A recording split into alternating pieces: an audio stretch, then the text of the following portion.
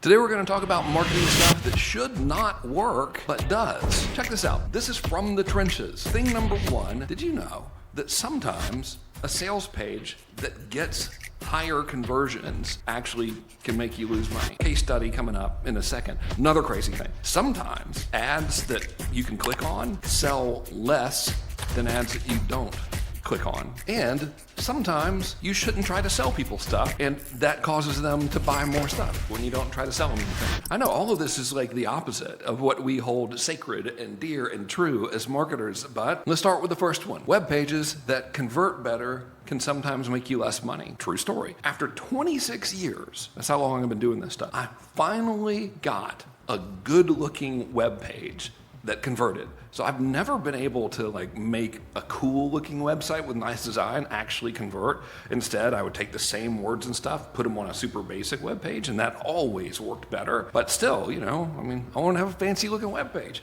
So I finally built one that worked. It actually got more trials for ojoy.ai than my normal plain Jane kind of ugly sales pages do.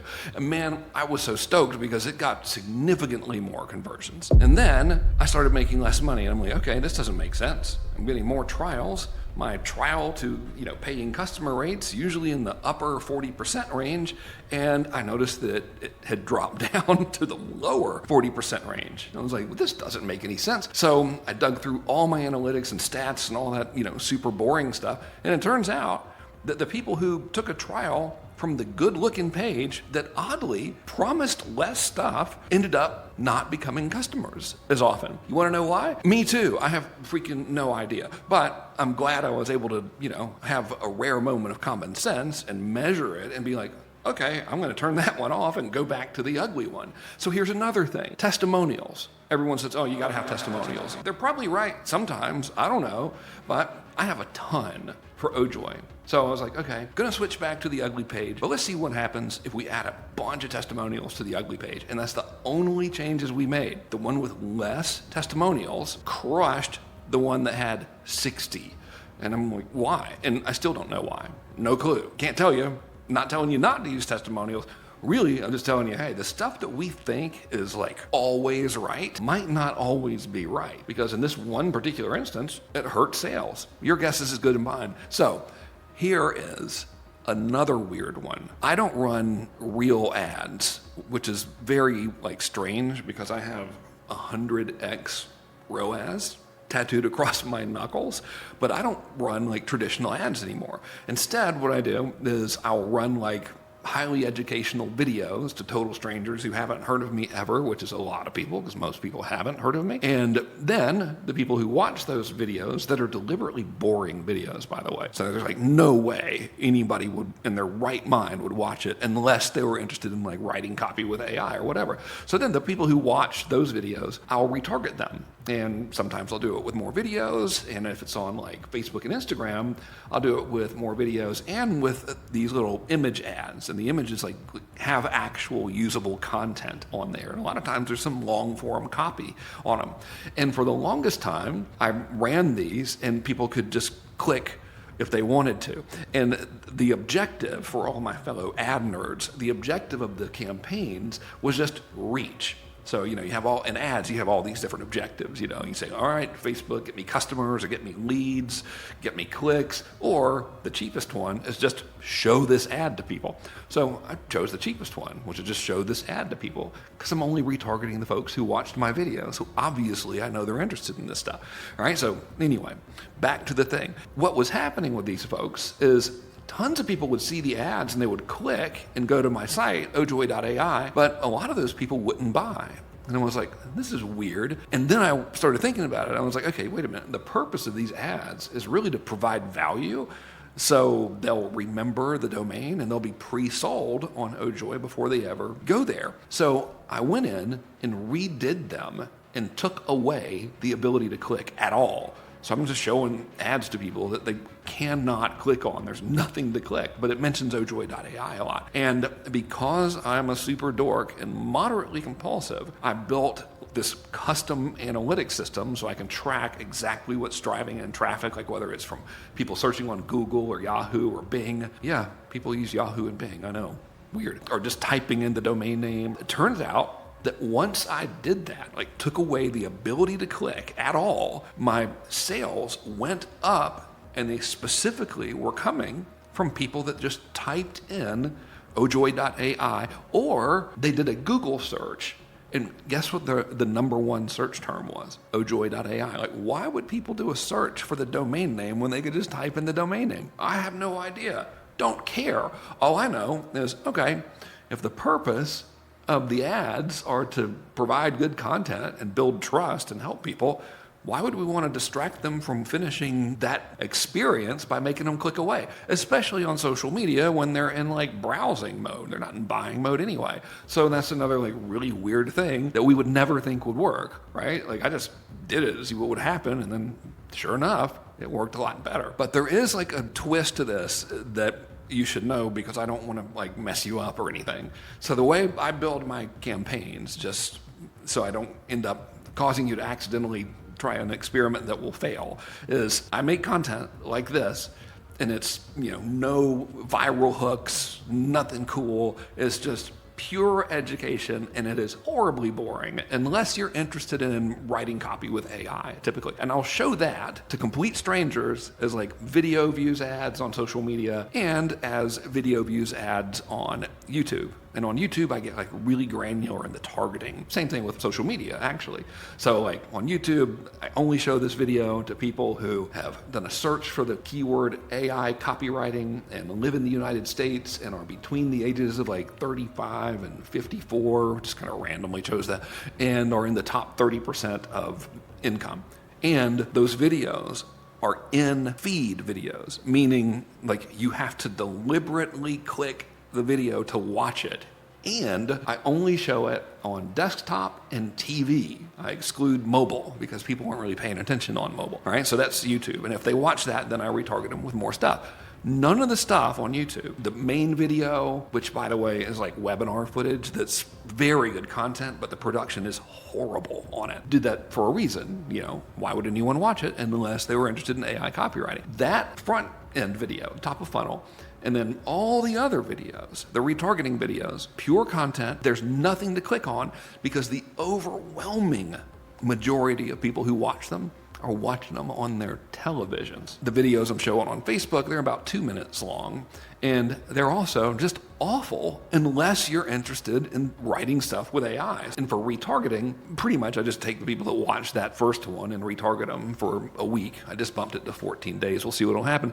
But for the image ads, where I took the button away, those things are set to a reach objective. So it's like just show these ads to people in this audience, the end. All right, that's really, really cheap. But I've set it up so that they can only see the ad one time over the course of 7 days. I'm in the middle of changing it to 14 days. We'll see how that goes. And I've got like 50 of them or something. So the net effect of all of that is that someone ends up seeing 24 different ads over a 7-day period, and it cost me an average of 11 cents to do that.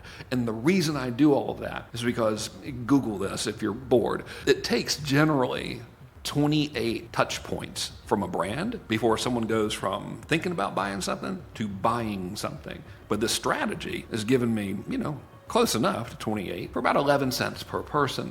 So it's working really, really well. Here's another one. And this is an easy one to miss. Source is super important. Like where your customers and leads and clicks come from has a major effect on whether or not they buy stuff. To tie it in with the whole thing where like my ads can't be clicked, like even my Google ads, you can't click a freaking ad you're watching on television. When people type in ojoy.ai because they've seen the content and they've remembered it, those people convert like 4 times more than people that convert from my email list when they click. Think about that for a minute. So I've got this database of people that presumably know, like, and trust me. You never know, but hopefully they do. And strangers who remember the domain names, they've seen like 28 different touch points from my brand and type in Ojoy, they convert like 4 times more. Source really, really matters. It's important. And finally, maybe the strangest one of all that's really pretty obvious, but still we wish that it wasn't true. Most people will not do what you want them to do. So with Ojoy, I tried to make this thing as easy as possible to use. Like, there is one sentence that you're supposed to start the chat with. And if you just start the chat with this sentence, which is, I need help writing a sales letter, for example, or I need help creating content, it'll just start asking you stuff, and you can answer it, or if you want to like cut and paste information, you can, or if you just wanted to, give you an example of some content, you say, I don't feel like answering questions, just write some stuff and let's go from there. Like, you would think that with the instructions being one sentence, that people would start by saying, I need help doing this thing, right? I mean, good God, there's no instruction manual. It's one sentence. Well, turns out that hardly anybody ever starts the conversation by saying, I need help doing this stuff.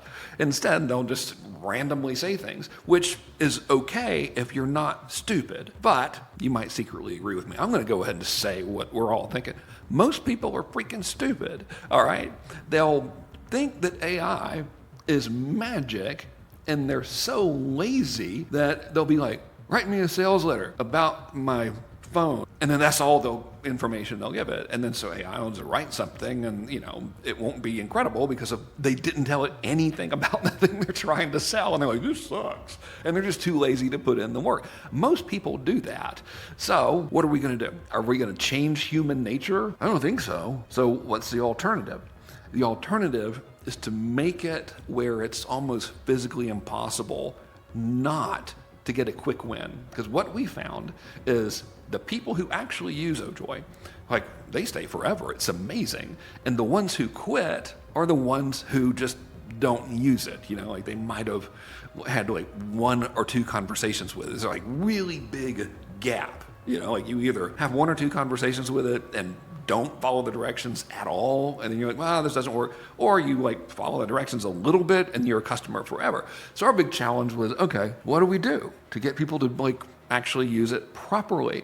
And I don't quite know the answer yet, but here's what we're testing, and maybe this is relevant to you in some capacity. I call it forced labor onboarding, which is a joke. I'm not really going to publicly call it that within the software, but we're building a system so as soon as somebody becomes a user, it says, hey, what do you want to make first? Social media content or sales? And they just press a button. And then it's like, hey, do you have a sales letter or anything about your business that you can copy and paste? And they click yes or no. And if they click no, then it'll be like, hey, do you have any old emails or social media posts or something that you can just copy and paste in here so I can learn about your stuff? They click yes or no. And if they click no, it goes through a series of questions where it'll just ask them the very basics about their business, like, who do you want as a customer, and what do they want, what do they not want, what do they need to do to get what they want, what makes your stuff cool, stuff like that. So they can answer those just by talking to him. And we're making it so each step, they can only answer it like that one thing. So it's not forms, it's, like little chatbot things. So it'll help them answer that one simple question. But if they start to go off the rails and try to talk about other stuff, it's like, no, dude, just tell me, how does your thing work or whatever. So once they finish that, then it'll just show them an outline, say, hey, do you want to change anything about this? Then it'll write them a rough draft and say, hey, you want to change anything about this? Then it'll show them how to make it sound cool. And that process, hopefully, will take like 45 seconds for them, and then that'll get them the quick win. And if you tie that back, this is where I'm getting lucky right now, just miraculously being able to tie this back into our entire conversation. The reason, in my opinion anyway, that this counterintuitive stuff, which is like have ads people can't click on, and not even try to sell anything in your ads, the reason that's working is because if you use content and the content's about the viewer or the reader, and the content helps the reader get the thing that they want, and if you make it where the main goal of each piece of content is for them to somehow get some form of quick win, that quick win could be defined as like actually accomplishing something or even fundamentally understanding something. The more quick wins you can get for people, and the faster you can get them, and the more consistently you can get them, the more people are going to trust you, number one. The more people are going to want to get the end result that you can provide, number two. And therefore, they're thinking about buying stuff to buying stuff, period, will be shortened. And they'll buy more stuff faster. There you go. Okay, so hopefully you found this helpful. Thanks so much for paying attention. I appreciate it. My name's Frank.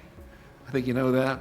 If you want to try my software stuff, go to ojoy.ai and try it for free. But for the love of Christmas, if we haven't built the cool forced labor onboarding system before you take the trial, just follow the one sentence of directions, please, and just say, I need help making this thing, and then answer the questions. Then it's going to be amazing for you. You'll love it. All right, off we go. Take it easy.